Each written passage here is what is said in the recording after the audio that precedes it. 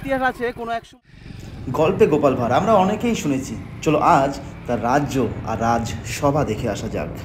বেথুয়া থেকে সোজা হাইওয়ে ধরে এগিয়ে চলতে শুরু করলাম। আর এই আবহাওয়া আর ওয়েদার এতটাই সুন্দর লাগছিল, মনে হচ্ছিল এই পথ যদি না শেষ হয়। নদিয়ার রাজা কৃষ্ণচন্দ্র রায়, তারই রাজপ্রাসাদ আজ আমরা দেখতে চলেছি। 1728 থেকে 1783 তার এই রাজত্ব, আর তার এই রাজত্বে না জানি ইতিহাস কত কিছু লিখে দিয়ে গেছে। বাংলা সাহিত্য সংস্কৃতি ইতিহাসে তার ভূমিকা অবিস্মরণীয়, আশ্চর্যজনক।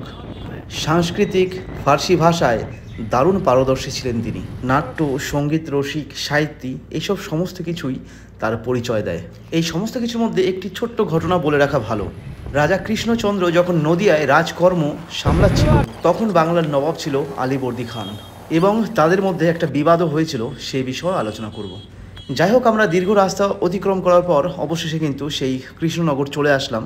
আর এই অলিগলি পথ ধরেই আমরা এগিয়ে চলতে শুরু করলাম রাজপ্রাসাদের দিকে। প্রচুর জনবসতি আর অনেক ট্রাফিক আমাদের অতিক্রম করতে হয়েছে। শহর হিসাবে চমৎকার একটি জনবহুল এলাকা। এই শহরের সমস্ত কিছু একটি সুন্দর পরিকাঠামোয় ঘেরা আছে।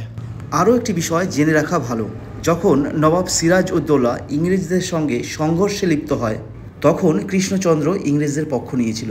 দেখতে দেখতে পৌঁছে গেলাম আমরা রাজা কৃষ্ণচন্দ্রের রাজসভার মূল দুয়ারে। এখন আমরা পৌঁছে গেলাম মূল দুয়ারে। দেখে বোঝা যাচ্ছে আজও অজস্র ইতিহাসকে ঘিরে দাঁড়িয়ে আছে। বাংলায় যে জগদ্ধাত্রী পুজো পরিচালনা, তারই কৃতিত্ব। জগদ্ধাত্রী পুজোকে নিয়ে একটা সুন্দর ইতিহাস জড়িয়ে আছে।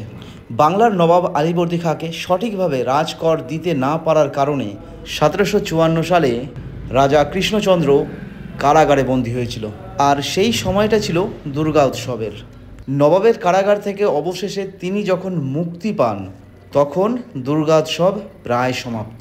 কৃষ্ণনগর ফেরার পর তিনি বুঝতে পারলেন সেদিন ছিল বিজয় দশমী। রাজা কৃষ্ণচন্দ্র নৌকার মধ্যে ঘুমিয়ে পড়েছিল এবং দেখতে পেয়েছিল স্বপ্নে একজন রক্তবর্ণ চতুর্ভুজী কুমারী দেবী তাকে স্বপ্নে বলেছিল আগামী কার্তিক মাসের শুক্লা নবমী তিথিতে তাকে পুজো করতে। ঠিক এইভাবেই প্রচলিত হয় জগদ্ধাত্রী পূজা।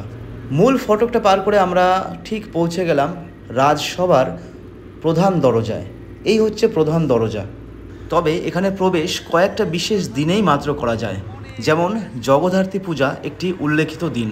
এই রাজসভাকে ঘিরে চারিপাশে একটি খালের মতো নদী করা আছে। এখানে গোপাল ভাঁড়ের বুদ্ধির পরিচয় পাওয়া যায়।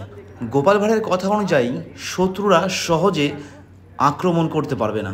শত্রুপক্ষের রাজসভায় প্রবেশ করার আগে সেই নদী খালটি পার করতে হবে। এই অবস্থায় শত্রুপক্ষকে পরাস্ত করা সম্ভাবনা অনেকটা বেশি থাকে। আরও একাধিক ঘটনা, গল্প, রহস্য, ইতিহাস যুক্ত হয়ে আছে রাজা কৃষ্ণচন্দ্র রায়ের সঙ্গে। বর্ষার মধ্যে আসার কারণে একটু জলকাদা হয়ে আছে এখানে। বন্ধুরা, যতটা পারলাম রিভিল করার চেষ্টা করলাম। ভিডিও কেমন লাগলো অবশ্যই কমেন্টে জানিও। অজস্র গল্প, হয়তো সেই গল্পে এরকম গাছ, এরকম ময়দান, এরকম জায়গা অনেক কিছু দেখা গেছে। সেই গল্প আজ হয়তো সম্পূর্ণ এক্সপ্লোর করতে পারছি না, কিন্তু এরপর যেদিন সময় আসবে সেদিন পুরো বিষয়টাকে পুরোপুরি এক্সপ্লোর করব, তোমাদের সামনে তুলে ধরবো, সুন্দর পরিবেশের সম্পূর্ণ মজা নেব। এইখান থেকে রাজবাড়ির চিত্র আর চেহারা দেখো কত সুন্দর লাগছে। রাজা কৃষ্ণচন্দ্র।